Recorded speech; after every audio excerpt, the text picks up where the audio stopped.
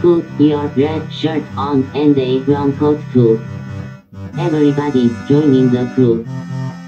We got just one drink that we rule them all. Hope you remember your thoughts. Get your Uru hammers and your needler guns. A sonic screwdriver or a sword +1. Usually wins you if it will get you to come. To the big tank. To the big tank. The Rocky Mountain big tank.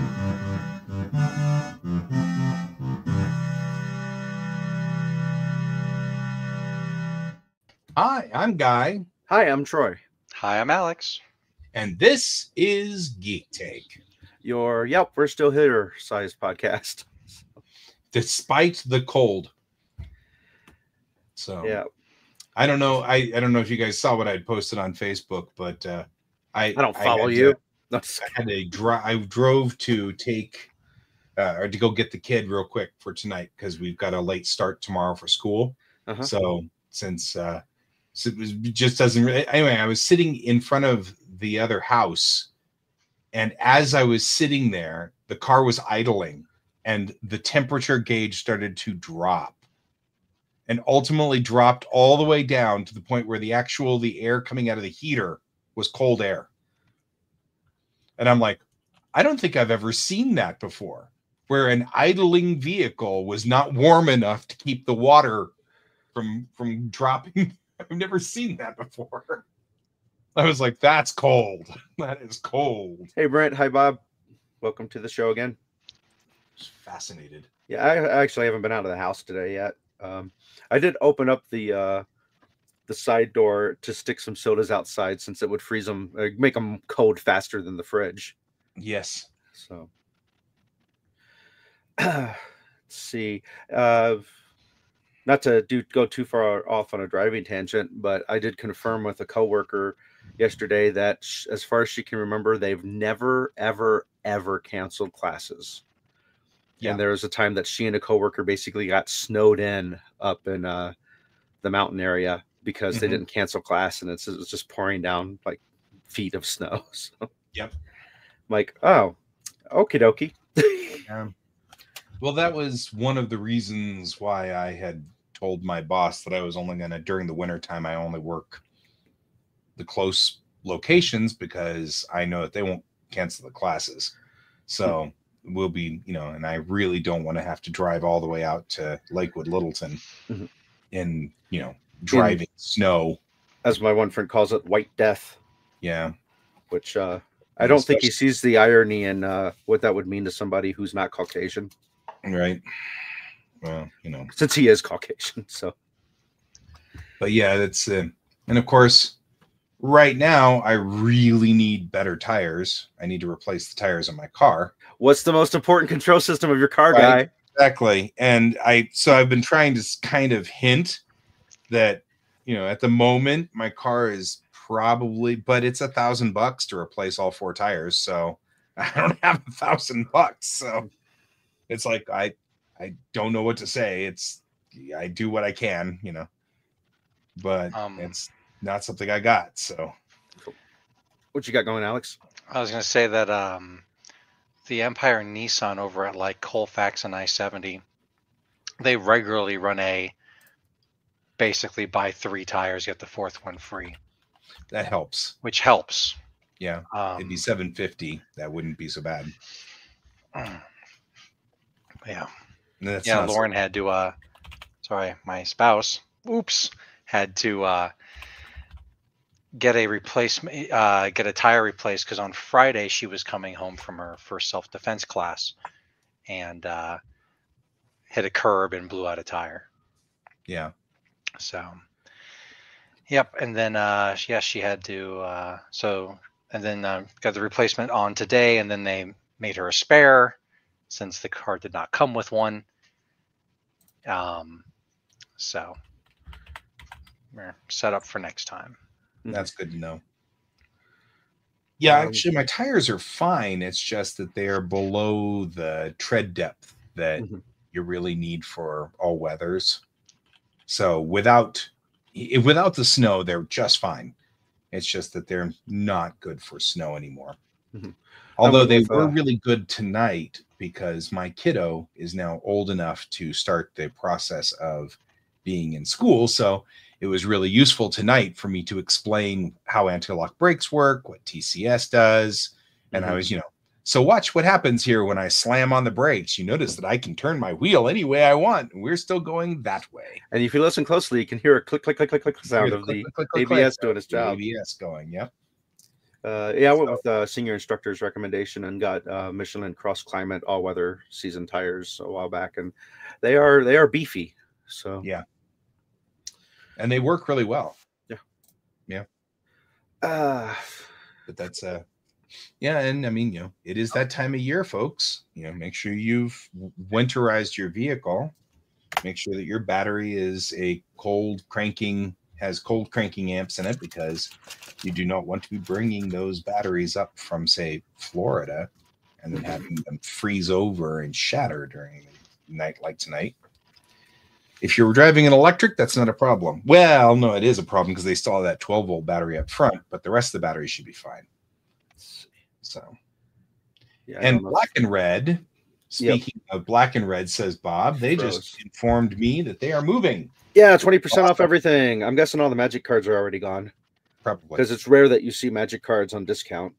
Right. But yeah, they're going to move. They're going to move down right next to where CCB was. Ah. What's CCB? So the old dollar store there. That dollar store went out, so they're going to take over that dollar store right by the CCB, where CCB used to be. Oh, so the dollar store. They're not moving very far. They're just moving down to a larger building, which is great. I think that's going to be awesome. It's still the same distance from your house, just the other direction. Yeah, just the other direction. It's not going to be any further from me, really. And they're going to get all of that traffic from Arvada High School, which I was like, it's going to be cool. Definitely a big change. Yeah, I'm glad they're not going out of business though, because when you see a post like that, the very first initial thinking is like, we're having a sale. I'm like, oh no, what's happening? Yeah, I actually posted that in that thread. I was like, oh, my heart stopped for a minute there. Like, no, not Black and Red. By the way, they are not sponsors. I'll just point that out. Yeah, they're not sponsors. If they ever watch us, they should know that we appreciate them, and we'll appreciate them more if they sponsor us. So it's pretty funny. We still buy all of our plastic ships from one source. Right. Well, I say we, but really it's you, because I rarely buy plastic ships. I'm the only one that buys plastic ships, but still. And now I have to think about what I'm doing with my plastic ships. Yep. So have you already started inventory? Yeah, we've already started doing stuff downstairs and moving stuff around and things and talking about stuff. Do you have an idea of how many boxes you're going to need? No. Okay. I mean, we're at how much stuff needs to be thrown away, given away, that we know is just obviously throwaway, giveaway, right? Mm-hmm. Like, it's like your basement, which I know you had the same problem. You didn't deal with it for so long that there's stuff in there. You're like, this is like an empty box for, whatever, a McDonald's wrapper or something. You're like, why do I even have this? Sort of stuff. That stuff's got to be dealt with first. Then we deal with things that I'm like, well, I'm not taking this with me. So, it'll definitely relieve a lot of the burden of all the stuff you're hanging on to from relatives that have passed away. Yeah, that's one of the things, is like, how many of the books from my dad do I want to take with me? Mm-hmm. Like, legitimately, how many of these do I want with me? Yeah, I have a fair amount of stuff that if my niece had her own place with like decent space, it would be hers right away, but she can't handle the excess stuff with her current living conditions, and I don't want to get rid of it. So it's kind of like, but I just want it in somebody's hands that's going to appreciate it and have it help them remember Todd. So yeah. But well, and that's there's other things that are just a problem. I've got my dad's piano. That's not going to Japan. No, and the kid wants it, but the kid's 14, so it's not like the kid's going to put it in their room, right? So we've got to find. It's an outside piano. It's an outside piano. Yeah. So I mean, stuff like that. I have a number of blades, and blades don't travel well to Japan, ironically. So we're gonna have to figure out stuff for that too. I will keep any blade in my house that you want. Yeah, that's what I was thinking. I actually that was one of the big things I was thinking about.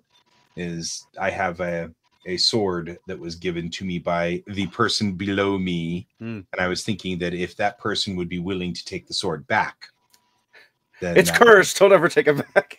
But no, I mean, hold on to it for me, because it's been traveling with me this entire time, but it can't go back to Japan.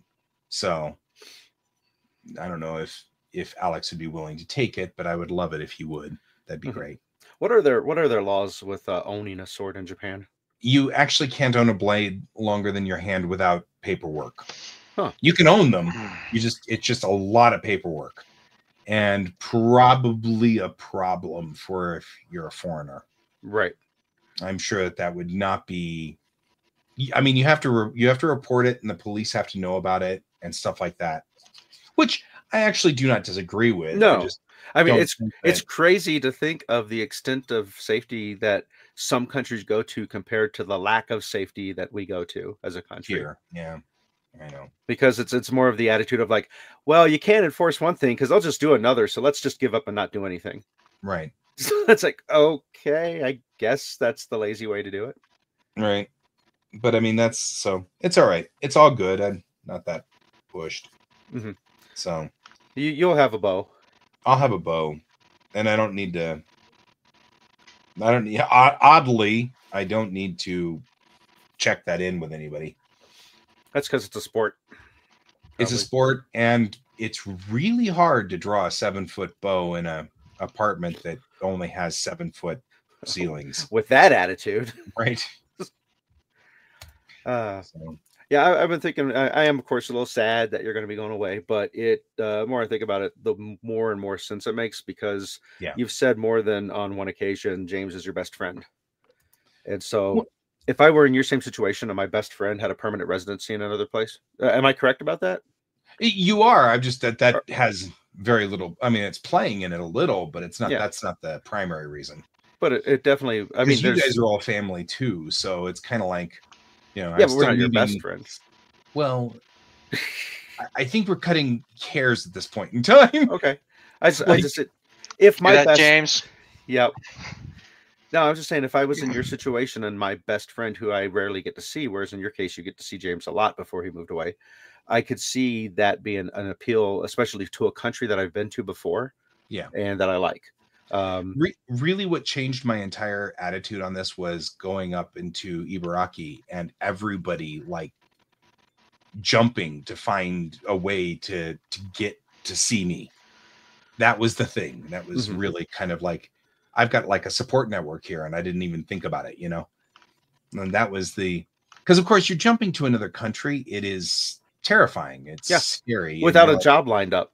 Yeah, without a job, without any plan. It's like, what am I doing here? What's the mission statement here? And with everybody going, no, we can figure this out. Your ideas are great. We can find a way to make this work. We'll all start talking to the city. Like some of the people that were over there are now talking to the city to see whether we can find a space to open a business. And I mean, like, and these are all Japanese people, not James. And, so we're talking about people who can easily discuss stuff with the city and discuss all the little ins and outs and not get caught up in language problems. Nice. So what's the possibility of doing more English speaking, English teaching work? That was another option that we were talking about, was even if I went over there and couldn't, for whatever reason, get all the things working, I could always work at a kaiwa, and that's what they're called, eikaiwas. And that's the Japanese. You probably have to do something minimum, at least like that, to get your visa, right? Yeah. Yeah. Okay. Well, the battle plan right now is to switch to my graduate school there. Okay. Yeah, as long as you're a student. Yeah. Right. By the time I clear my graduate studies, the hope is that we will have already figured out how to do the school for the neurodivergent. which is what I really want to work on. Right. Carry on your dad and mom's work, your mom. Different than that. Oh, okay. Because they were working on correcting sort of the neural parts that were like memory and things like that. I intend to hit it from more along the lines of a culture problem. Mm-hmm. So teach neurodivergent people how to work with culture and work inside a culture. So kind of combining the neurodivergent aspect along with what you've already been studying, which is the social science. Right. Exactly. I always use the example, the old joke, does this dress make me look fat?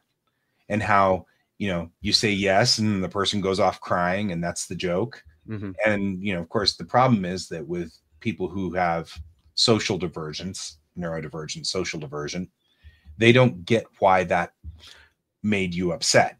Right. It's like, I'm telling you the truth. You asked me a truthful question. Right. And they don't understand that women have a higher load of pressure about their weight.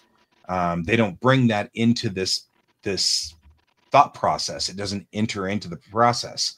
And they also don't judge, whereas other people would judge by saying, you're fat. That's a judgment. Whereas often people who are social divergent are just simply answering the question with no judgment. So because of that, people who have social divergence need to be taught. You can't just say that, and this is why. You can't just say you can't say that because you've got right. Well, one of my sons on the social, on the spectrum during Black History Month, he this was a long time ago, back like middle school, like early middle school, had gotten a little bit into trouble because he had questioned, why does this exist? Because in his mind, it's the same that anyone who is at all intelligence, it should be every day of the year. It shouldn't be something that's squashed so little that we have to make a stand to make it happen and stand out. Right. Because if you don't, it gets swept away and then covered up. Right. And it's if you're not, I mean, I'm sure when I was younger, I had the same attitude, because if you're not outside of your little circle, you don't get to see things from other people's perspective. Right. And so explaining to him, I'm like, no, here, I get what you're saying, and the compassionate, humane reason behind why you think that, but that's not how society works. And people like us have to make it a point to stand up. Like our one friend who actually kind of buys a little bit into the reverse discrimination concept. And we have to explain to him that's not how that works. That's not what's happening. Right. But yeah, I think that's, if you can actually find, functioning work inside of that, I think that'll be rewarding on multiple levels. That's what I'm hoping for. I'm not sure how I'm going to tackle it. However, so far, the number of people who are like, we'll help you, don't worry about that, we'll figure it out, has been amazing, including my own therapist, who is like, look, I'll join in as a consultant and we can work this out. And I'm like, wow, like she didn't have to. She recognizes the importance to your own mental health. Yeah, well, that's what I legitimately think she actually thinks that what I'm doing is positive. I don't think it's necessarily you need help, and no, I will do this for you, otherwise you will. But you yourself said you were in a huge funk until you went there. Yeah, but I'm just saying that's not where it doesn't really matter. Anyway, the long and the short of it is many people have been coming out of the woodwork effectively to say, yeah, look, this is a great idea. We'll help you figure this out, including one of the people in Japan was like, there's an old school that closed down about 20 years ago and the city bought it. And so the city uses it to run classes. Whenever you want to run a class, they've got classrooms. And so he was like, I think we could probably find the city will either give it to us for free or for a very low rate. And they may even give you a stipend because you're helping kids. And so he was like, we may actually right there find a way for you to do the work and have money enough to pay your bills. And I was like, wow. And that was what pushed me over the edge on that one. It's not just that I'm going over there to hang out with James because I'm going to lose you guys. And that, as much as I love James and I do, it's still kind of a net loss in that arena. You know what I mean? Like, I still lose all of you guys. That's one of the reasons why it's so important for us to keep the game going for me. In one way or the other, either come up with a different game or whatever. But as long as we're getting together regularly, I don't lose you guys permanently. Now, for Canada, for kiddo going off to school there, they actually have a fee that you have to pay to be a resident of for the visa. I don't know if does Japan have anything like that where you have to pay. I don't know. And I imagine if they all new territory for me. Okay. Yeah, because before you were going over as an employee with the job already lined up, so that might have been a different thing. Yeah, I mean, going as a student, that's something I will say you definitely want to look into.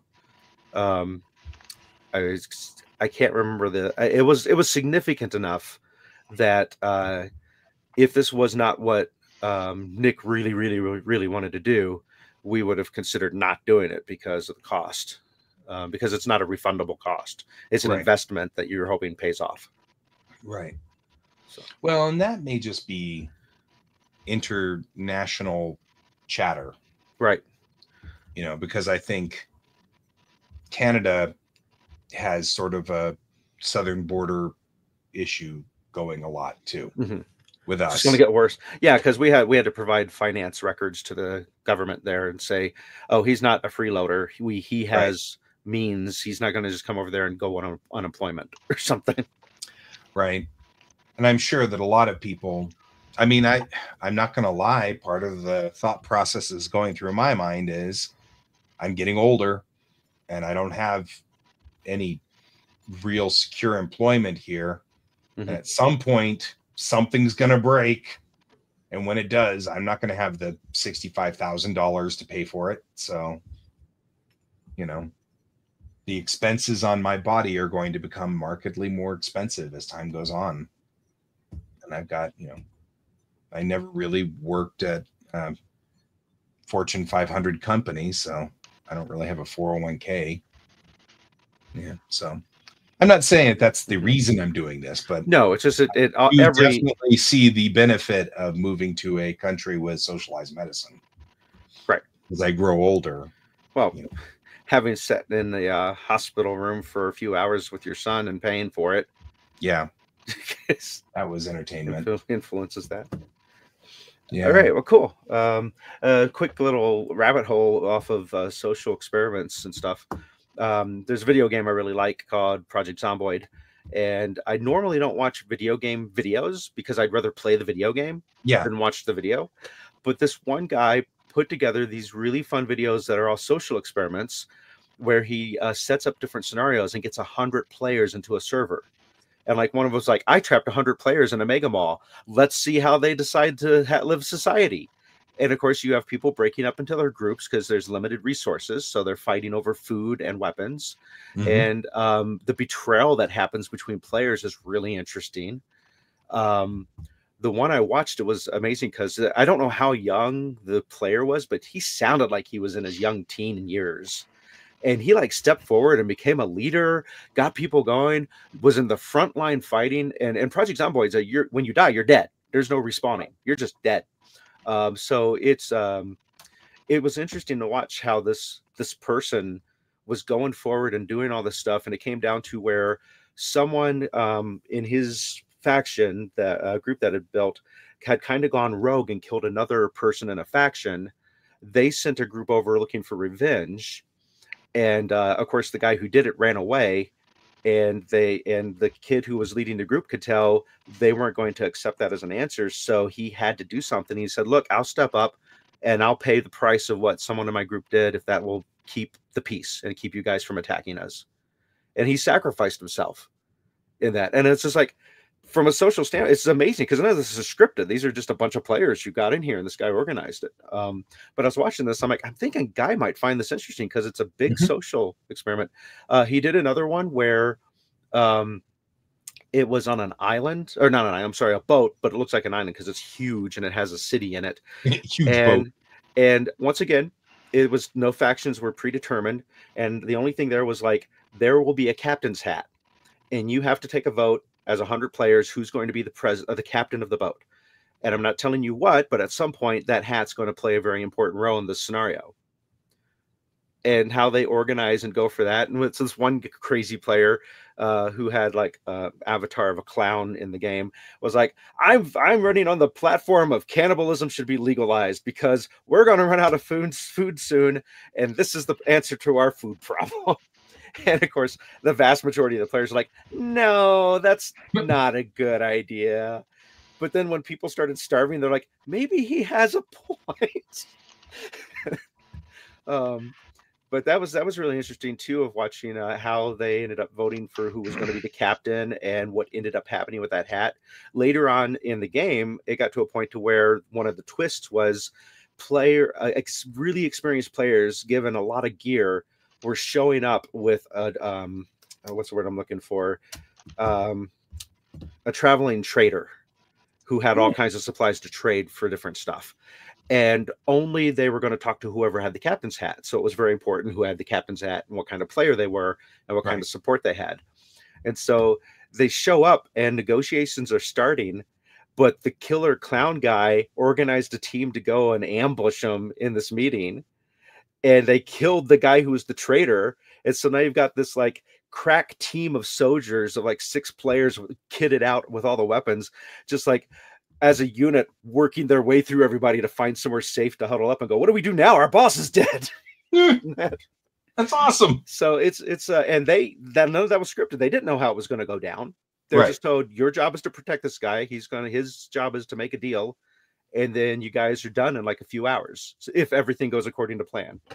The latest one I just started watching, I only got a few minutes into it. He's recreating the Hunger Games, where everybody starts next to a warehouse full of food and stuff. And so you have to quickly scramble to grab everything and then do whatever you're going to do. And this one, he put a rule in that you can't have official factions, because when you ally, you can see your allies on the map.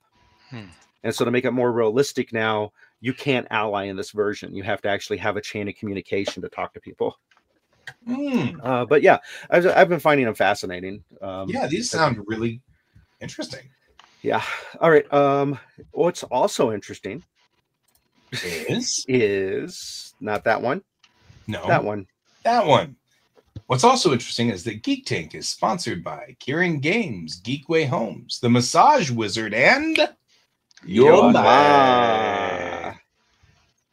Okay.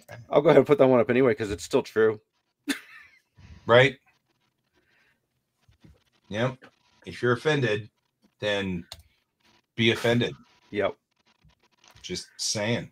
So I will have one more thing I want to mention on the game Zomboid, that there's a mod now that I've been playing, and they're working out the kinks of having NPC survivors in the game. And they have a mod so it's open source, so there's all kinds of mods, but there's a mod called Week 1. And it's 1 week. You have 7 days before the zombie outbreak hits full swing. And so you're in a town with a bunch of NPCs, and it's a system set up to where you can go around and make money by doing jobs. Like if you choose a police officer for your character build, you can go stop NPC criminals and get paid for it. Or if you choose a doctor, you can go around and find people that are injured and heal them for money. And they have this whole storyline that's playing out with the news stories, the newspapers you find, the stuff on the radio, talking about how there seems to be this illness going around and people are getting sick.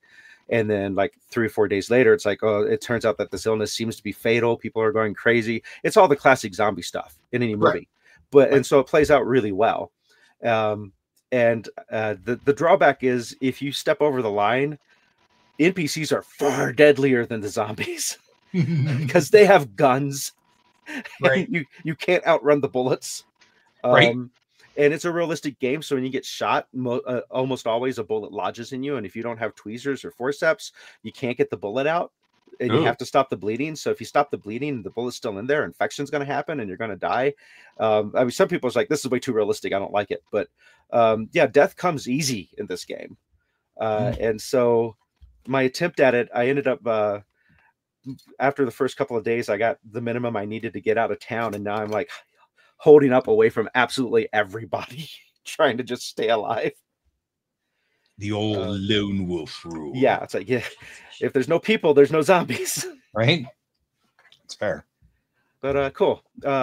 there's some news that we should probably mention because it's effective to both Alex and myself. We did have the awesome director, writer, David Lynch pass away a few days ago. Looking into his life, he lived a very full life and was very successful. He had multiple wives, which I don't know what that says, but but he was quirky, so I could kind of see that being, if you're not jiving with that can be difficult. Well, people change, and who knows? I didn't look into it enough to determine, if it was mutual or what happened. But I mean, he has kids, so his lineage is going on in that way. And is it Julie Lynch? I can't remember. One of his daughters is into acting, I believe, and such.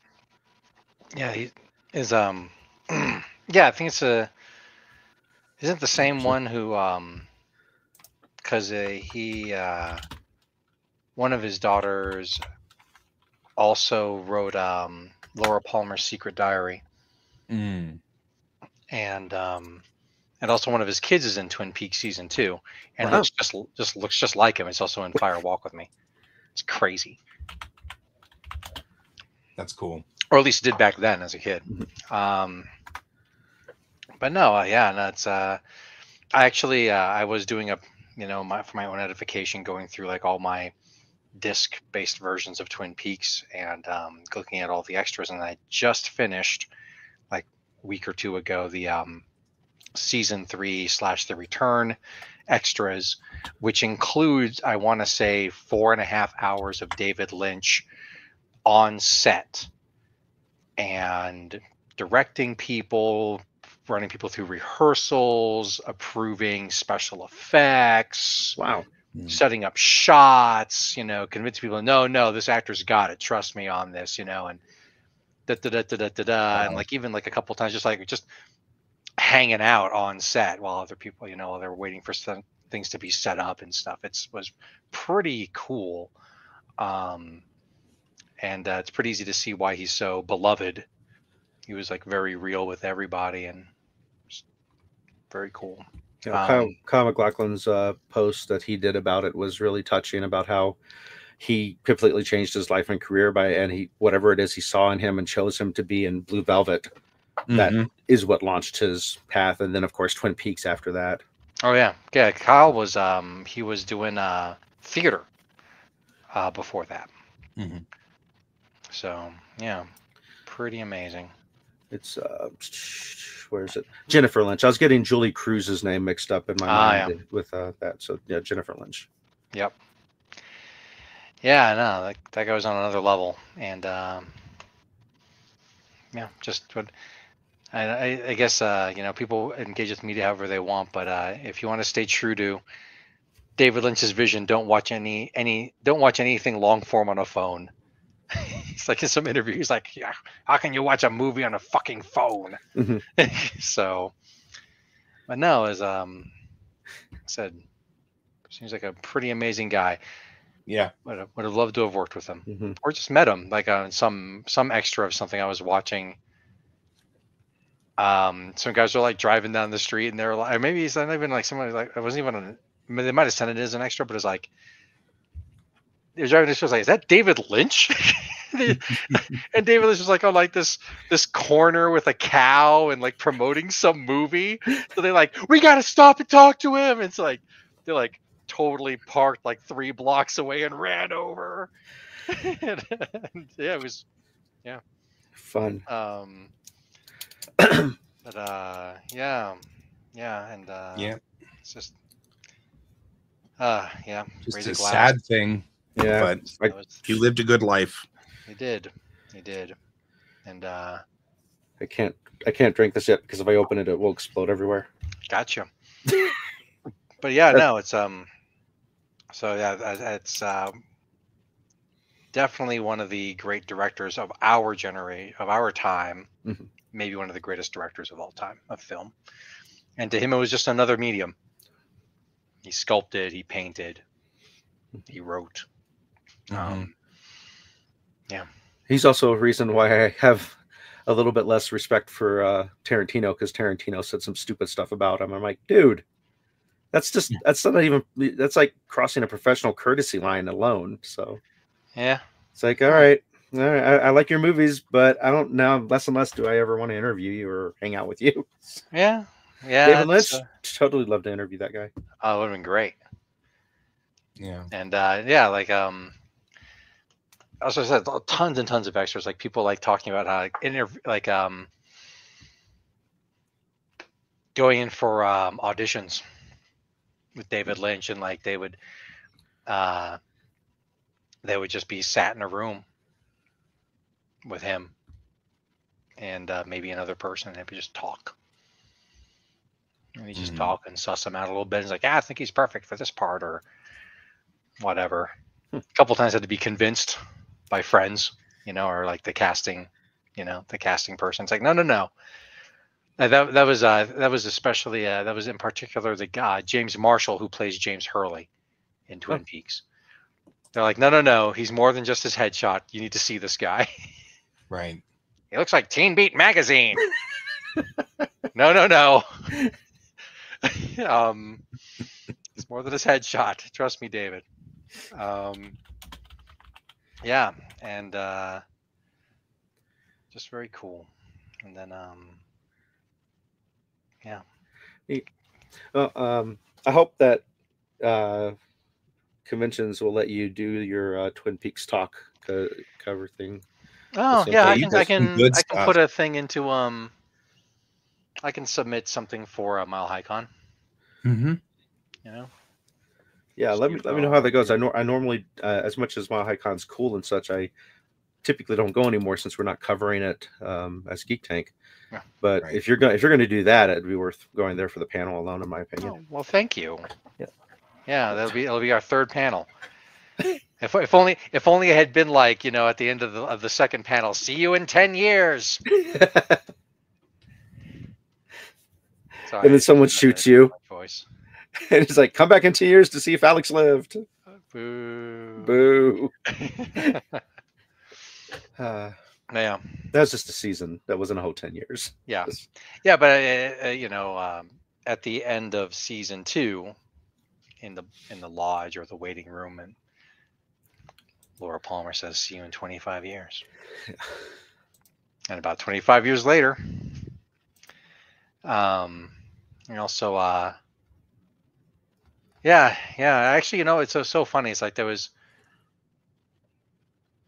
I remember saying, and I like, I got a family, I got a wife, I got a kid, I got a house, I got bills to pay, I got obligations to meet. But if David Lynch had ever called me up and said, Alex, heard a lot about you, I want you on my next project, I'd just be like, how long and how are my bills going to get paid? Be it. Mm-hmm. Those are the only two questions. Yeah. And yeah, well, that's never going to happen now. But yeah, just always looking at the CD, like underneath the surface, the subtext, what's really driving people. A lot of his work just has this undercurrent of grief. It's amazing. Yeah, I think that's a feel that I have too. Like every time I watch those movies, they all I think you just put your finger right on it right there. Cause I was like, there's something about his stuff that I'm really not just attracted to, but interested in. And it's that there's just this constant undercurrent of grief. I love that. So it is also why I don't have like David Lynch-a-thons, because I think I can only take so much of it before I'm like, I feel depressed now. Now it's time for Star Trek. The only thing really bingeable by David Lynch is probably Twin Peaks seasons 1 and 2. Yeah.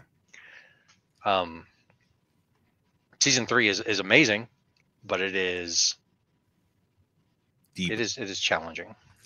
He did a PlayStation 2 commercial. Wow. Yeah. Well, because it has him listed as a writer. I'm like, did he do a video game? And I'm like, no, it looks like he did the commercial, I think. And from the still shots, it's like you could show this to me and not tell me, and I'd go, "That's David Lynch." It's just right. Can I get a link to the video and I'll just post it? I'm looking at the IMDb thing. It's just off to the tubes. Go to the tubes. That's funny. Yeah. Yep. The connection to David Lynch and Star Trek is weird, but there is a connection between David Lynch. I expect nothing else. The Paramount had approached him to make a pilot for TNG. Wow. Like a long time ago. I mean, back in 84, 85. But he was approached to make a pilot for it. Wow. Which would have, imagine the world that David Lynch's TNG had been in. Like, that's a thing. All right. I'm going to post this to all of our locations that's sending this out. So YouTube, Twitch, and Facebook. So yeah, it's PlayStation 2 advert. And I guess the trivia I'm reading here is that he filmed it in color, but apparently someone in charge of the program decided it wasn't David Lynch enough if it wasn't in black and white. So it wasn't Lynch's choice to have it in black and white. Whoever did the final say and released it did it in black and white. Oh, that's funny. So nice. Yep. Very nice. That's certainly something I did not know he did. I was looking up. It's been years since I've seen it, but I remember Wild at Heart with Nicolas Cage. Love it. Being out there. That was one of those before I really quite had a grasp on who David Lynch was. And, you know, saying the name to me didn't mean anything because it hadn't filed in my banks yet that was the creator of Twin Peaks. And so it's when I saw that, I was like, actually, I think he did. Did he do that before? No, it was after. Okay. Yeah. Or kind of during. Kind of during, yeah, 1990. Looking at shooting schedules, yeah. Yeah. As in the middle. I don't remember the exact timeline, but yeah, he was absolutely working on Wild at Heart while Twin Peaks was on. Yeah, but this is one of those, we get Nicolas Cage and David Lynch together. Mm-hmm. I love Wild at Heart. Like, there's some great scenes in it. Even like a great one right at the very beginning where Nicolas Cage is his character is with Laura Dern, and Laura Dern's mother plays her mother in the movie, and there's she sicks some goons on him. Or some goon on him, and like, he beats the crap out of him, and she's standing at the top of these stairs in this public building, right? And there's all this crowd, and he just looks at her and points. It's like, it's great, and it's got Willem Dafoe in it. Yep, it's wild. It's a wild movie. Isabella Rossellini. Yep. Yeah, it's really good. Yep. Yeah, there's only one David Lynch film I won't watch ever again. That's Inland Empire. It is pretty, like, I'm going to say it's pretty terrible. It just might be I'm just not cool enough to watch it and appreciate it. But it is extremely self-indulgent. And it was like the first time he was using digital cameras, like handheld digital cameras and such, or maybe not even handheld, but just digital cameras in general. And it goes on forever and explores many of the things that he likes to explore. And I found it an extremely disturbing shot, not even a scene, but shot toward the end of it. But I was like, wow, that was not worth it. We rented it from the video store, couldn't make it through, returned it, then rented it again a few months later, and we made it through. Yeah, I haven't seen that one. Yeah, don't. Well, but now I kind of want to know what the disturbing shot. Okay. I like the cast. Yeah, no, it's cool. I mean, it has all the hallmarks of like what would be it. Like I said, if he wasn't so self-indulgent with it. And the only other movie I probably won't watch again, but not because I don't like it, is Eraserhead. To me, Eraserhead is a film about a man who's coming to terms with becoming a father. So I watched it in the mid-aughts, enjoyed it. Didn't watch it again until like the month before my child was born. And I was like, yeah. Holy crap. David Lynch first started reporting weather on Los Angeles, India radio 103.1 via telephone. Yep. He then moved to practice as a web series to his official website, where it continued until 2010. Yep. The series suddenly returned on YouTube 2020 during the pandemic. Mm-hmm. Wow, that is the most David Lynch thing ever. If you just turn on the weather, and it's like, the guy reporting weather looks like David Lynch. No, yeah, he was just, and like, at least I only caught it on the webcast, but like, it was just him at like a table with stark lighting, like I'm sure like just natural lighting, reading the weather from the LA Times or something. That's awesome. You're right. That is just such a David Lynch thing to do.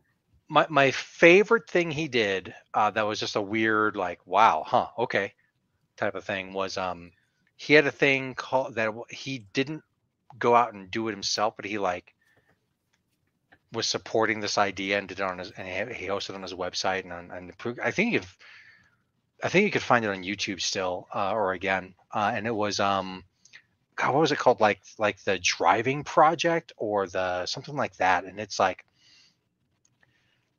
a camera crew and a van traveling across America, having random interviews with people, and like 5, 10, 15-minute interview, and then move on to the next one. And to start off in this tiny town in, like, I want to say Nevada. And the very first interview was like a guy needed a jump, and they're like, okay, we'll give you a jump, but in exchange, sign this waiver and we're going to interview you for 10 minutes. That's awesome. There's like 70 of them. And it's just really interesting. David Lynch, like he was his own ethnographer. Just a random ethnography of random people in random parts of America. That's awesome. I think one of the things that really helps a lot of creators is that ability to sit on the outside and just read everyone's stories by just trying to look at them and try to figure out that type of aspect. People watching, to put it lamely. There was a Twin Peaks VR game. What? 2019. Writers Mark Frost, David Lynch, Dennis Zhang. A VR game? Yeah. Yeah, I mean, I gotta say, if you're gonna think about what he's gonna get into in modern technology, that makes the most sense. I don't know why, but that just makes a lot of sense to me. It got 7.4 out of 10, but I'm not seeing any information on it. Try a different source. That brings people into the world of Twin Peaks using the immersive technology of VR. Well, okay, can you be more vague?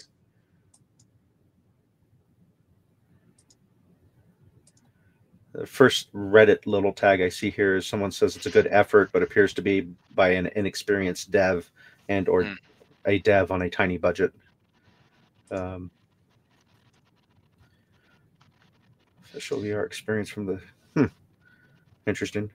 It was 2019 was when they were bringing it back for the last season, right? No, it was 2017. Oh. Okay, well in that case, this was not a crossover to promote it. This would have been after. But yeah, that was something I didn't expect to see. Yeah. Wow. Yeah, I guess in other news, I finished Castlevania Nocturne. Enjoyed it. It ends at a good place. The adventure can continue. Last I checked, which is a couple of days ago, it has not been re-upped by Netflix yet. But really liked it. Liked how it resolved. It did not, in fact, end, spoiler alert or non-spoiler alert, it did not, in fact, end with Dracula showing me going, what? No, Flick. That's dumb. You're dumb. I think on April 1st they should release the hidden episode, and it should just be the first episode in reverse. That'd be awesome. And upside down. Right. And right, I like it. And then I just started watching. Y'all sent me the link to the podcast, and it interrupted my viewing of Batman Ninja. It's a 2018 animated film of Batman. I remember you telling us about that. Yeah. Yeah, and it's real pretty. We'll see how it goes. I watched like 10 minutes of it. Is it Bruce Timm? I don't know who that is. The artist. Is it animated? It is animated. Bruce Timm did the original animated series, I believe. Yeah. Probably not. It does not look like that. No, it's that. It doesn't look super stylized. I love Bruce Timm stuff. It's, oh yeah, no, I love peak Batman from the 90s. That was amazing. Oh yeah, the 90s Batman. Oh man, I've seen still shots. It looks very detailed. I guess would be a way to put it. Yeah. I see the nipples are on the bat costume. Gotcha. Mm-hmm. Thanks, Schumacher. Big controversy over the bat nipples. So speaking of the animated series and nipples, there's my favorite episode. I'm totally forgetting the name now, but it's 3 different versions of what these kids are arguing with each other about. Oh yeah, I've seen that one. And in one of the in-between segments, they pass by this kid hanging up a sign, and he goes, "I hear the Batmobile can drive up buildings." And they went, "Shut up, Joel." And the sign he's hanging up says Shoemaker on the thing. I'm like, man, I wonder how many people got that joke. Right. Yep. There was some really good stuff in the 90s. The 90s Batman was really good. Yeah, that was the first time they animated the Dark Knight, because that was one of the kids' versions of it, and it was straight out of the comic and in style that they had drawn it. Sweet. And Bruce Timm still kicks butt. I will. That's why I was like, is it a Bruce Timm? Because I'll watch that, you know. Sorry. I mean, I'll still probably watch it, but I would have jumped to watch it if it had been Bruce Timm. Oh my god, I gotta watch that, you know. It is more anime style, I think. It's not Bruce quite. Timm? It's not. No, the new one. It's Batman not, Ninja. It's not quite anime, but it's. Most of the credits were Japanese names. Yeah, I still watch it. I think that'd be cool. Oh, and apparently, when next time not next time, but one of the times you're over, you, Kevin, and I need to watch one of the What Ifs, because it looks like it's very they have some kind of mecha in it. I'm into mecha. Yeah. Captain which America does remind me that Section 31 premieres this Friday. And you're going to get hit with so many spoilers that every minute you wait past it's going to be bad. Right. Well, actually, I was kind of hoping that our Friday night we could disrupt Friday night for this particular Friday night to watch the Section 31. Yeah, we'll see what the rest of the group says. Yep. Mariah has already said that it'd be good she could take the day and do other things with it. Oh, and not be here and not be doing it. Yeah, not having to watch the Fallout. In other words, she could use that Friday to do the other things she does with Fridays. So not be here. Yep, and not be there. Which is cool. She does want to see Section 31. She just doesn't need to see it that urgently. Cool. Whereas I hate getting all the spoilers, and I'm on so many Star Trek threads that. And Trekkies are chatty Cathys. I pretty much have to block out the day for being on social media until I can watch it, which is fine. Yeah. Because I hate that. They cannot stop talking. And of course, it was all a dream.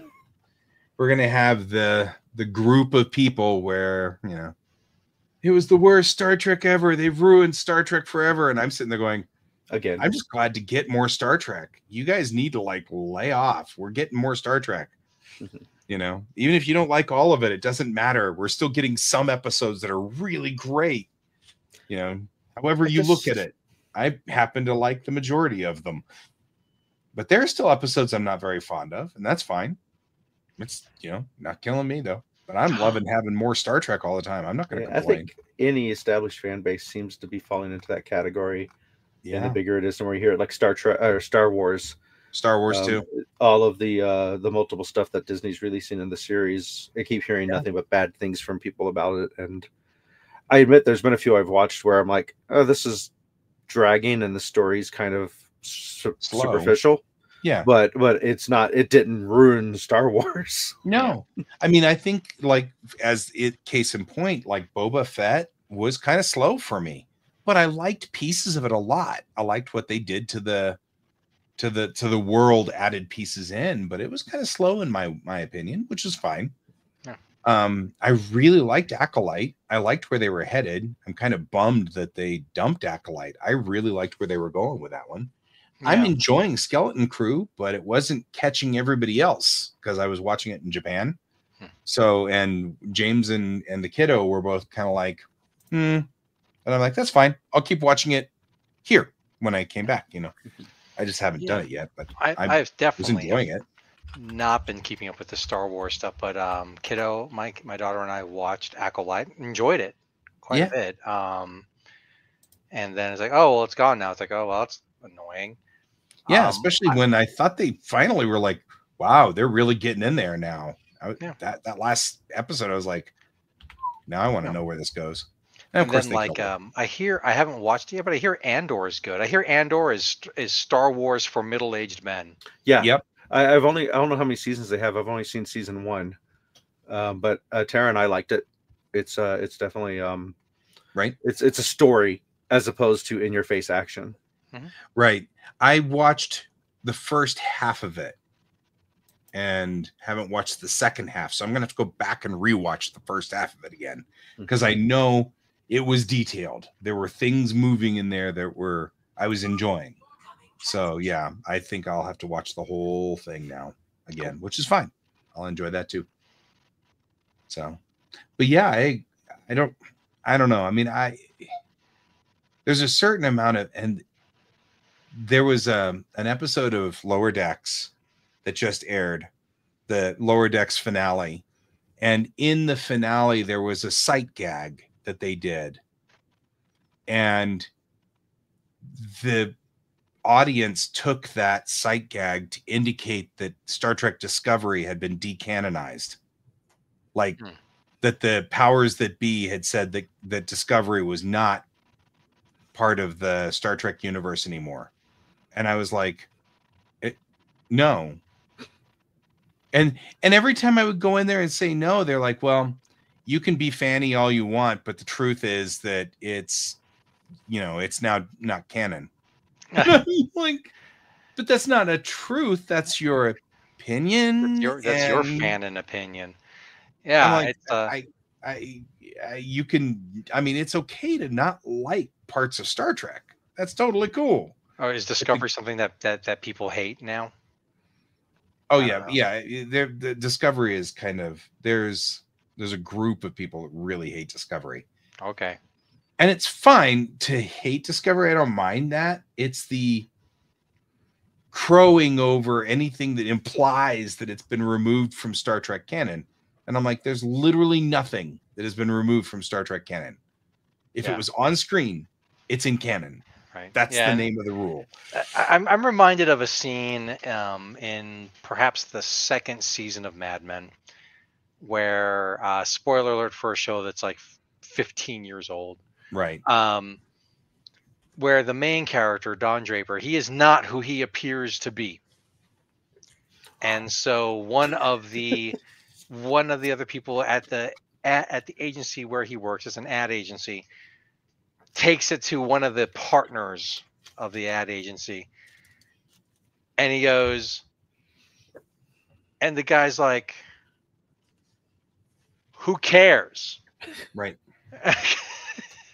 Well, and good night, Bob. Good night, Bob. We love you, Bob.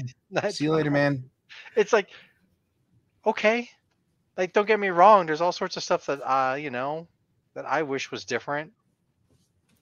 But at the end of the day, it's like, okay, well, enjoy the stuff that you got. Yeah. And it doesn't hurt anyone. No. So who cares? And we always get, every time these discussions come up in the threads, you always get the people who's like, it's a television show. Yes, it is. We all know it's a television show. and it doesn't really matter in the long run. But there are many of us who find a certain amount of comfort in the organization of the show. You know, organizing, memorizing all of those episodes or whatever is good for my neurodivergent brain. I enjoy it. So, you know, it's all good, but yeah. And yeah, Brent, exactly. You know what we're talking about, the episode in the last episode of Lower Decks. That is exactly what was going on. But it's and that's one of those things. It's like, and really what it wasn't that it was decanonized. It was that it made it part of the Kelvin timeline and not part of the Prime timeline, which has been explicitly explained. So, but yeah, it's one of those things. It just bothers me that it's an arrogance that really bothers me. And I'm seeing it not just in Star Trek, not just in Star Wars, but in a lot of places. I don't like this thing, so it is no longer a good thing. Like, not just me, but you can't enjoy it either. No one can enjoy it. Or you're dumb if you do. Or you're dumb if you do, or it's just another version of otherism. Yeah, it's like this statement. It's like it's the weirdest thing. I'll get in here and I'll be like, it doesn't matter what you think. The guy who owns Star Trek has said that Discovery is Prime Universe. It's irrelevant what you think. And they're like, I know you think this, but that's not true. Right. It's not a disputable fact. Yeah. You know what I mean? This isn't something you can, it's not my opinion. This isn't my opinion. I'm glad I grew out of that kind of thing. Go me. Yeah, go you. Well, and I'm sure that all of us were like that at some point in time, because I'm sure I've had my moments, especially with Star Trek.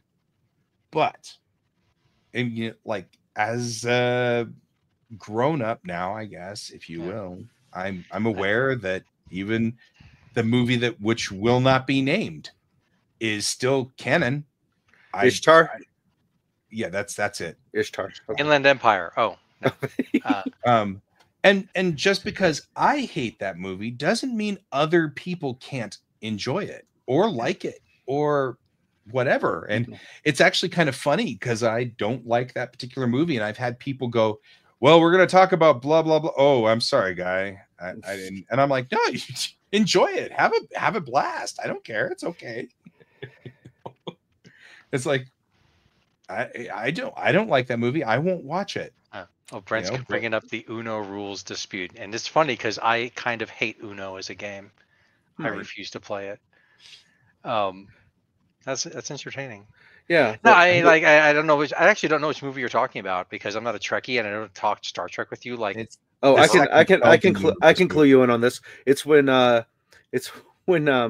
was it Spock or Kirk? I can't remember which character now. Should have lost their head because it got kicked by a superhuman. Oh, yeah. Okay. Yeah, those movies are terrible. Yeah. Like I don't mind the first. I watch pretty much every Star Trek movie because I'm like, I like Star Trek, sure. You know, and I'm watching both of and to be completely honest, I kind of hate J.J. Abrams' oeuvre. His body of work is awful. You're like, full disclosure.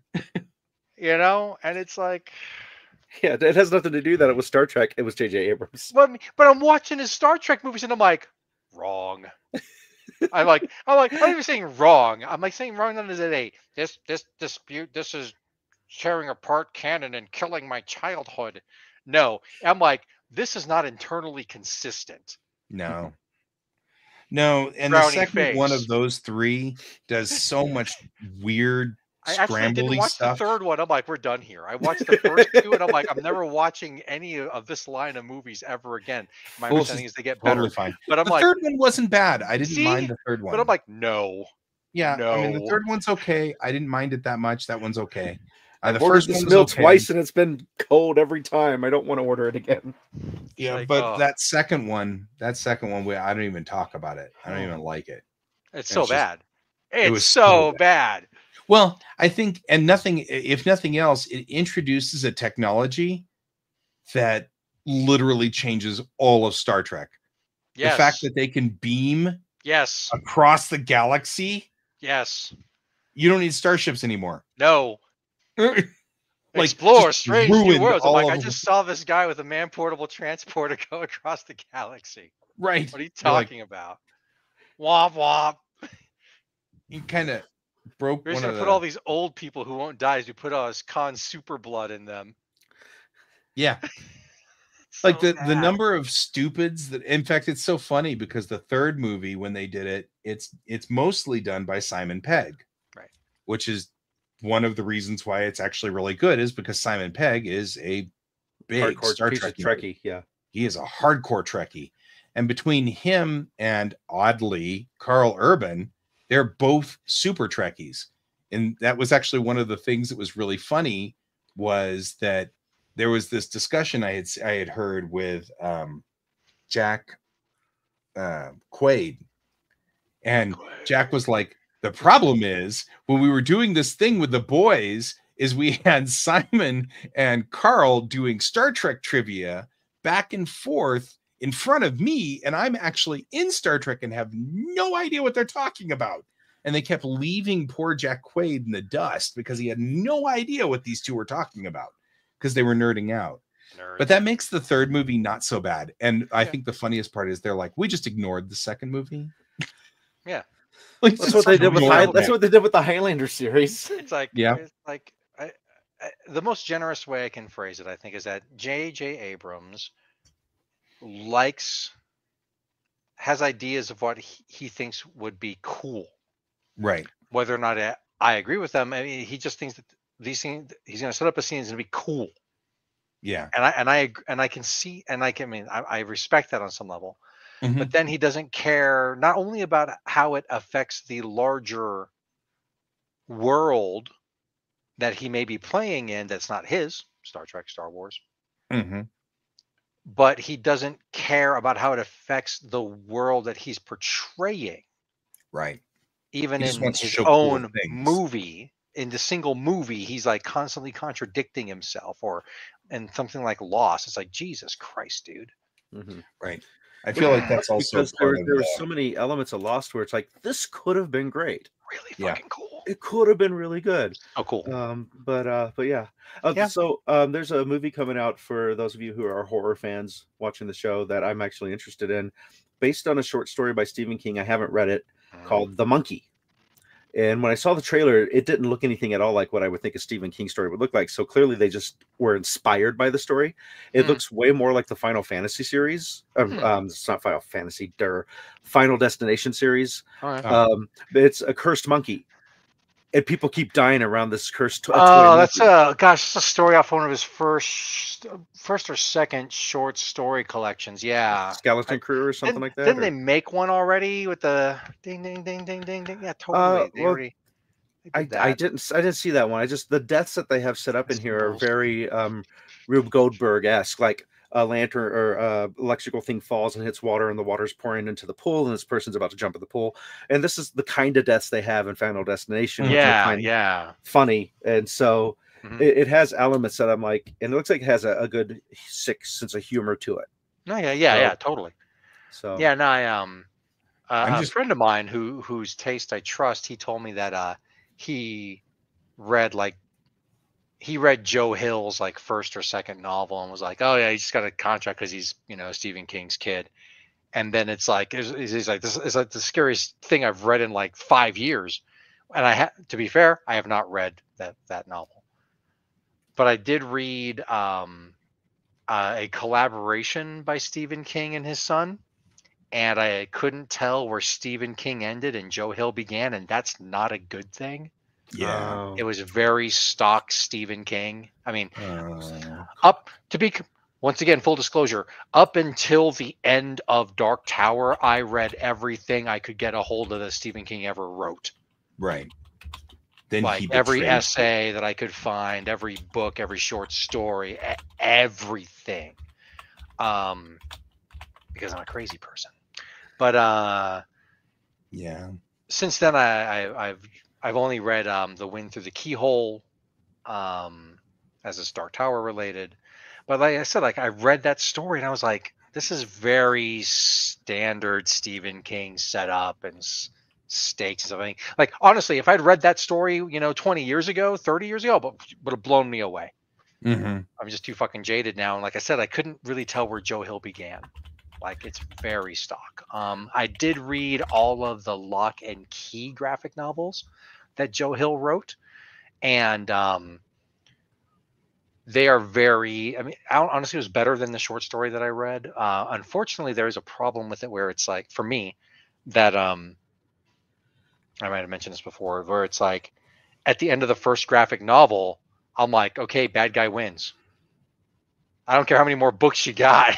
Bad guy's going to win this. And the second book, it's like, let's ignore some of the stuff that we said the bad guy could do. Back to like, let's just get rid of the personal man portable transporter. Like it was very much like, oh, I'm going to give this player this really cool item, and then we're going to end the season of the game. We're going to come back in 3 months and do another 6 month worth of campaign. And within those 3 months, the GM's like, I'm sorry, man, I gotta nerf this. This is every plot line I try to come up with, you're just ruining with this thing. Can we nerf this thing that I gave you? Okay, great. The king shows up. You got to give me that. Yeah. And then I watched like the first few episodes of the show, and I'm like, you know what? I'm gonna watch the show, and for every episode I watch, and don't, and hopefully it'll draw me in. It's a cool story, and like special effects would be really neat and everything. I'm like, and I'm watching like episode 2 or 3. I'm like, nope, dumb, we're done. You've made the cardinal mistake of being too fucking stupid. We're out of here. Nice. Yeah. You mentioned author collaborations, and I'm forgetting the name of the book, but it was a murder mystery book with 3 main characters. So each chapter is bouncing between characters, and each one has a different connection to the serial killer. Like one of them is a journalist, another is the homicide investigator that's looking into it, and I think the third was like a family member of one of the victims looking into it. And as I'm reading it, my brother says, like, oh yeah, each character is written by a different author. Oh, cool. And I'm like, no wonder it's so, when it switches point of views, it's like, it's really clear it's a different point of view. And I'm like, that's we did something like that was kind of close, and I liked well, we did a collaboration, and I think we kind of tried to stick to our own characters, but because we were interacting with each other characters, it was a little tricky. Brent. Good night, Brent. Okay, we've lost our 2 audience members. You should probably shut out. Well, I wanted to real quickly though say, of all of the things, I mean, every time we bring up Stephen King, there is one thing, and that is The Sundog in 4 Past Midnight was the only story I have ever read that actually terrified me. Like, I started to get anxious reading. I remember that one. It's a good one. Story. Yeah, it is a good story. Oh yeah, no, Stephen King had chops. He does, yeah. He had some chops. But I'm just saying, I've never experienced that. I've never read a book that actually struck fear in me, except for Sundog. And I mean, I admit I was 18 at the time, so I don't know if it would have the same effect today. Right? Yeah. Different for you, different person. Yeah, I'm a different person. Well, and I'm older now, and probably just like you, more cynical about some of these things. Exactly. But I mean, like, now I probably wouldn't read it, but I will never forget how I stayed up all night long reading that story because I couldn't put it down and did not want to read anymore, but I couldn't not read it. And I've never been like that. I've never had that experience. It was one of the I haven't read it, but I'm not surprised it's a collection of the short stories, because my feeling on King has always been I've enjoyed his short story collections. Yeah. But when I've tried to read something longer, is awesome. When I try to read something longer, it just does not grab me. You are in consensus with many people. Oh, okay. Yeah. Yeah. His short stories are something else. He has some killer short stories out there. It's great. Yeah. But yeah, no, I mean, I think for most people, if someone's like, I'm gonna get into Stephen King, I'll be like, okay, cool. Novels, Eyes of the Dragon. Eyes of the Dragon's good. The Stand. And that might be it. Maybe Talisman. Talisman's really good too. And then I enjoyed a lot of the Gunslinger series. Same. Yeah, I know, but I mean, I didn't find book 7 to be the Dark Tower, the 7th book to be as offensive. Yeah. I didn't like it that much, but I didn't, I wasn't that invested. You weren't gonna surround him in it and light him on fire with the collection. No, okay, no, that wasn't the battle plan. Okay, it's illegal. Yeah, no. So it's next time. We are over, but next time, like, I think it'd be cool if we can remember to talk about talking about at least a little bit of books or television shows where different perspectives, because I've got an author that I know I've talked about before who I think does a great job of writing different character voices in their books, and then in different kinds of books, because I'm reading a book right now that's a translation from a Chinese author, and it's a book about mecha and spaceships, so it's a science fiction, but it's fascinating. The cadence and rhythm of the book is very interesting because it's not in your standard American style. You know what I mean? It's a very Eastern concept feel, and I'm enjoying that too. So I'd love to talk about all kinds of stuff like that. That'd be great. Sweet. Maybe that's next week. All right. Make it so. All right, fellas. Yes. Until then, though, I think we are busted for time. We're way over. We're way bingo. Suckers. We overstayed our welcome. We've overstayed. We lost our 2 audience members. Yes. They've all gone to bed. Everybody's gone to bed. I should also go to bed. Yeah, me too. So unfortunately, that is indeed all the time that we have for today. So if you're still with us, thank you. We'll be back next time. Or if you're watching this in reruns, thanks for coming back and watching it. This in rerun, yes. Until then, I've been Guy. I've been Troy. And I've been Alex. And this is Geek Tank.